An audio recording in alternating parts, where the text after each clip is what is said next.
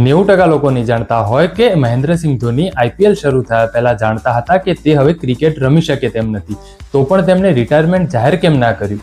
મહેન્દ્રસિંહ ધોની જો આઈપીએલ પહેલા રિટાયરમેન્ટ જાહેર કરતા તો સીએસકે ને કેટલું નુકસાન થઈ શકે તેમ હતું. ઇન્ટરનેટ પર વાયરલ થઈ રહેલી એક કોન્સ્પિરસી થિયરી અનુસાર આઈપીએલ શરૂ થવાના પહેલા જ મહેન્દ્રસિંહ ધોની પોતે જાણતા હતા કે ઉંમરના કારણે તેઓ પહેલા જેવી ક્રિકેટ રમી શકે તેમ નથી.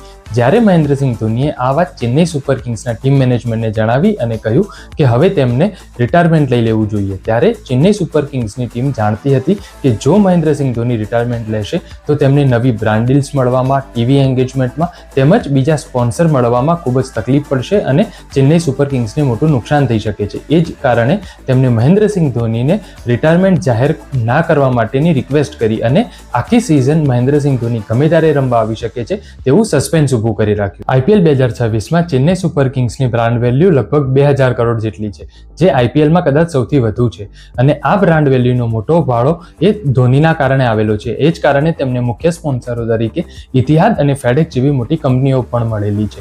હવે જો ધોની રિટાયરમેન્ટ જાહેર કરતા તો સીએસકેની બ્રાન્ડ વેલ્યુમાં લગભગ 15% એટલે કે 300 થી 400 કરોડ રૂપિયાનો ઘટાડો આવે તેમ હતો અને તે ઉપરાંત ધોનીને જોવા માટે સ્ટેડિયમમાં આવતા ફેન્સની સંખ્યામાં પણ ઘટાડો થાત.